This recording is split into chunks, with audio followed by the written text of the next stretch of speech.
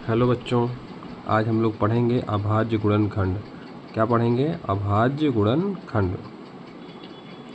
जब किसी संख्या के ऐसे गुणनखंड किए जाएं जिसमें सभी अंक क्या हो? अभाज्य हो। क्या हो? अभाज्य हो, तो उन्हें कहा जाता है अभाज्य गुणनखंड। मतलब कोई संख्या होती है उसको खंड खंड करना, लेकिन किस माध्यम से करना? जोड़ से नहीं, घटाव से नहीं, भाग से नहीं, गुणा के माध्यम से करना। अर्थात गुणा का चिन्ह लगाकर जब उसको हम तोड़ेंगे तो उसको हम गुणनखंड कहते हैं। और वो गुणनखंड अगर सारे के सारे अभाज्य हैं तो उसको अभाज्य गुणनखंड कहा जाता है। अभाज्य मतलब वह संख्या जो खुद से कटे और एक से कटे, उसके अलावा किसी अन्य संख्या से ना कटे, उसको अभाज्य संख्या कहते हैं। तो अगर वो संख्या गुणनखंड में भी आ जाए तो वो गुणनखंड भी अभाज्य गुणनखंड बन जाएगा।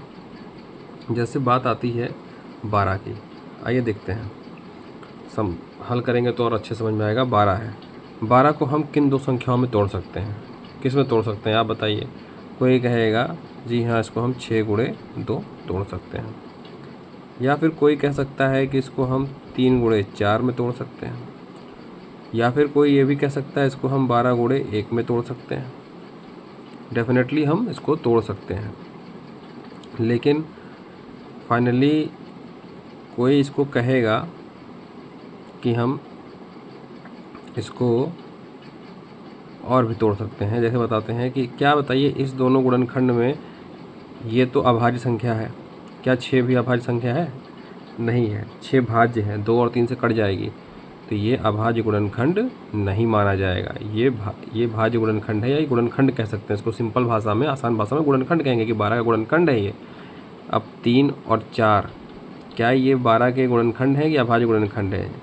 3 तो चलिए अभाज्य है, लेकिन 4 इसका अभाज्य गुणनखंड नहीं है। 4 2 से कट जाएगा, ये अभाज्य संख्या नहीं है, इसलिए ये भी गुणनखंड कहलाएगा। 12 भी कट जाएगी, इसलिए 12 भी क्या कहलाएगा? गुणनखंड कहलाएगा। अभाज्य गुणनखंड वो होता है कि इसको तब तक तोड़िए जब तक ये पूरी तरह से अभाज्य संख्याओं में न बदल जाए।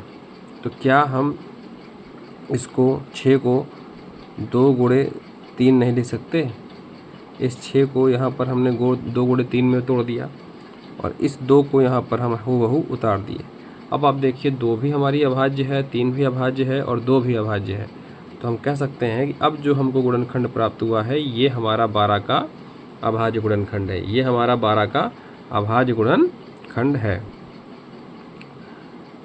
हम चाहे किसी भी तरह शुरू करें, चाहे 6 गुणे 2 से शुरू करें, चाहे 3 गुणे 4 से शुरू करें, चाहे 12 गुणे 1 से, हमको अभाज्य गुणनखंड में अंत में सारी जगह पर सेम ही रिजल्ट मिलेंगे, बस संख्याएं आगे पीछे हो सकती हैं। आइए देखते हैं, यहाँ पर आप 3 को तोड़ सकते हैं, 3 को नहीं तोड़ सकते, 3 को हूबहू लिख दिए, और 4 को क्या लिख सकते हैं? 2 गुणे 2। अब देखो यहाँ पर कितने 2 मिले? 1 2 मिले, एक यहाँ पर, एक यहाँ पर 2 2 मिले, और यहाँ पर भी 2 2 मिले, बस इनका क्रम आगे पीछे हो गया। गुणा तो क्रम में नियम का पालन करता ही है, तो ये हमारा अभाज्य गुणनखंड हो गया। इसी तरह 12 को भी हम तोड़ सकते हैं, किसमें? 2 गुणे 2 गुणे 3 गुणे 1 में। तो कहने का मतलब क्या है, ये भी हमारा अभाज्य गुणनखंड हो गया, ये भी अभाज्य गुणनखंड हो गया, लेकिन ये सब हमारे अभाज्य गुणनखंड नहीं थे, ये गुणनखंड थे। इधर का जो एरिया है ये गुणनखंड है, और इधर का जो एरिया है ये हमारा अभाज्य गुणनखंड है। क्यों? क्योंकि इसमें जो संख्याएं हैं वो पूरी तरह से टूट चुकी हैं, अभाज्य हो चुकी हैं। अब इसको भाजित नहीं कर सकते, लेकिन यहाँ की संख्याएं भाजित की जा सकती हैं। बहुत जगह आपको अभाज्य गुणनखंड घात के रूप में लिखा मिल जाएगा। जैसे जो छोटी संख्या होती है उसको पहले लिखते हैं। 2 कितने हैं इसमें? 1 और 2 है, तो 2 को लिया, 2 की घात 2 लिख दिया और गुणे 3 कर दिया। कहीं कहीं 12 की जगह आपको ऐसे भी लिख जाएगा, तो आप घबराइएगा मत, इसको ही सही ऑप्शन मानिएगा, इसको ही सही मान लीजिएगा। इसमें देखिए 2 है, दोनों को 2 गुणे 2, 2 की घात 2 गुणे 3, और यहाँ पर भी है 1 गुणे 2 की घात 2 गुणे 3। इस एक का कोई मतलब नहीं है, क्योंकि एक का गुणा करेंगे तो संख्या ही प्राप्त हो जाएगी। मैंने एक ऐसे समझाने के लिए लिख दिया है। ये तो हो गई गुणनखंड विधि से, मतलब गुणन विधि से हम गुणनखंड निकालना। एक होता है भाग विधि से गुणनखंड निकालना, अभाज्य गुणनखंड निकालना। उसके लिए क्या करेंगे, हम बिल्डिंग बनाएंगे। आप लोग पढ़े होंगे बिल्डिंग बनाना। ये 12 लिया और पहले मंजिला की बिल्डिंग हमने बना दी। इसमें हम सबसे छोटी संख्या 2 से शुरू करेंगे, 1 से नहीं शुरू करते, क्योंकि 1 से सभी संख्याएं कट जाती हैं। 2 से शुरू करेंगे और 2 से इसको हम भाग देंगे 12 को। कितनी बार जाएगा? 6 बार। फिर दूसरा मंजिला तैयार करेंगे और फिर हम 2 से भाग करेंगे। देखना होगा कि ये किससे कट रही है।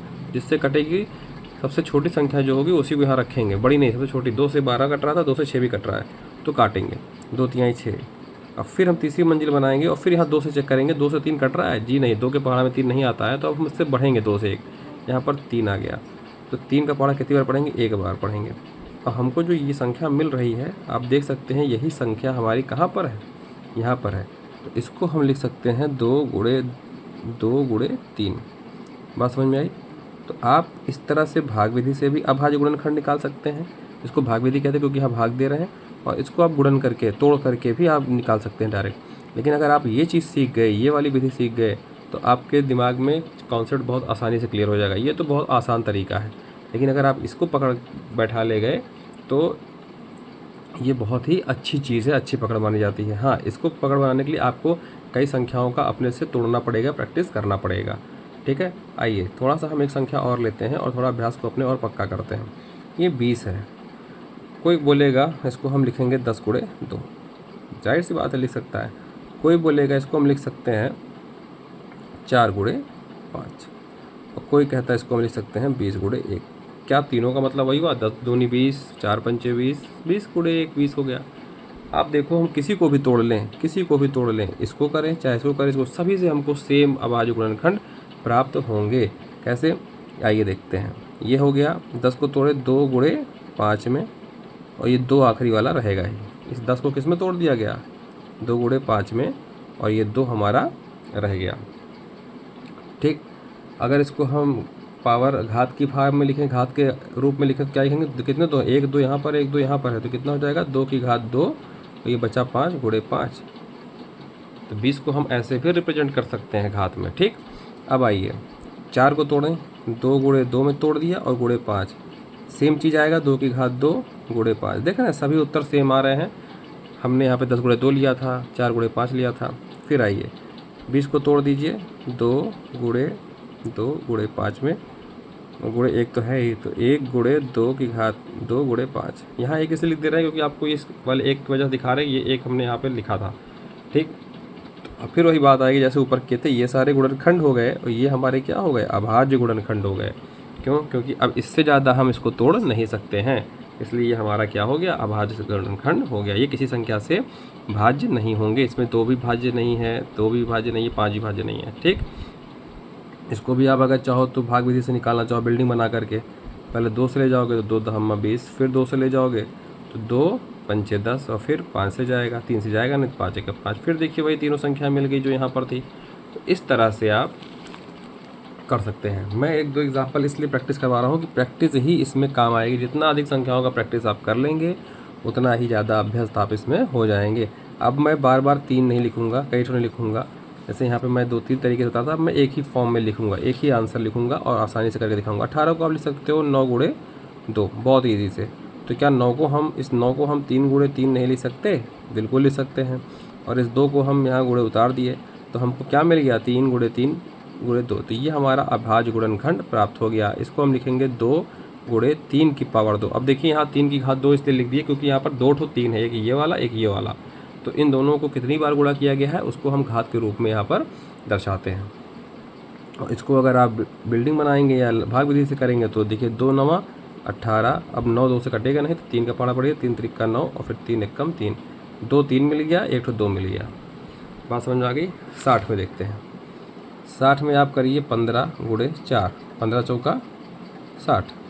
ठीक, तो 15 को आप तोड़ दीजिए, 15 को आप तोड़ दीजिए 3 गुणे 5 में, और 4 को आप तोड़ दीजिए 2 गुणे 2 में। अगर आपको प्रैक्टिस हो जाएगी तो आप भी आसानी से एक लाइन में कर लोगे। सीधे यहाँ से आप यहाँ से यहाँ पहुँच जाओगे, इसका काम भी नहीं पड़ेगा अगर आपकी प्रैक्टिस अच्छी हो गई तो ये क्या बन जाएगा बताइए, 2 गुणे 2 मैंने इसको पहले लिख लिया, गुणे 3 गुणे 5। अगर इसको घात के रूप में लिखेंगे तो क्या लिख देंगे, 2 की घात 2 गुणे 3 गुणे 5।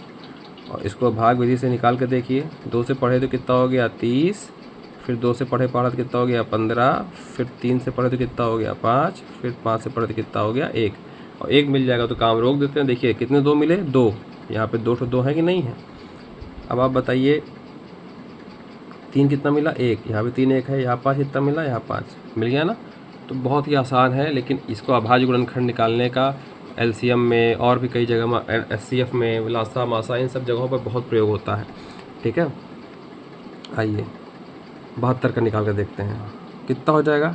8 9 72 कर दीजिए, चाहे 12 छंग 72 कर दीजिए। चलिए 12 गुणे 6 हम करते हैं, 12 छंग 72।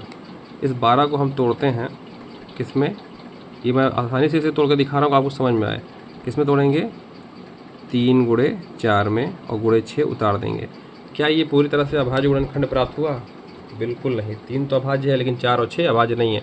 तो फिर से तोड़ेंगे, 3 को उतार दिए, 4 को तोड़ा 2 गुणे 2 में, और 6 को तोड़ा 2 गुणे 3 में। अब आप देखिए, अब ये अभाज्य गुणनखंड है। इसमें 2 को पहले लिख लीजिए, अच्छा लगता है, फिर 3 को बाद में लिखिए। तो कितने 2 हैं, कितने 3 हैं? 3 तो 2 हैं, तो 2 की पावर 3 लिखिए। और कितने 3 है? 2 तो 3 है, तो 3 की पावर 2 लिखिए। आप कंफ्यूज हो रहे होंगे, 2 की पावर 3, 3 की पावर 2 में, तो 2 जितनी बार गुणा हुआ है वो घात में लिखा जाता है। 1 2 3 बार गुणा हुआ है तो यहाँ पे घात 3 लिख दी गई, और यहाँ पर 3 कितनी बार गुणा हुआ है, 1 2 बार, तो घात 2 लिख दी गई। अगर आप इसको निकालेंगे तो कैसे निकालेंगे, 2 का पारा पढ़िए, 2 का पहाड़ा कितनी बार आएगा, 2 3 6 बचा 12 36, 2 का पहाड़ा, फिर पढ़िए हो गया 18, फिर पढ़िए 2 9 18, फिर 3 का पढ़िए 3 3 9, फिर 3 का पढ़िए 3 1 3। आप देखिए 3 ठो 2 मिले हैं और 2 ठो 3 मिले हैं। ठीक, इस तरह से हम भाग विधि से भी गुणन विधि से भी निकाल लेंगे, लेकिन ये विधि हमको सीखनी ज़्यादा ज़रूरी है। इस विधि से हमको दिमाग में हमारे कैलकुलेशन चलता है और पकड़ मजबूत हो जाती है। ठीक है, जब किसी संख्या के सारे गुणनखंड क्या हो, अभाज्य हो, तो उसे क्या कहते हैं, अभाज्य गुणनखंड कहते हैं।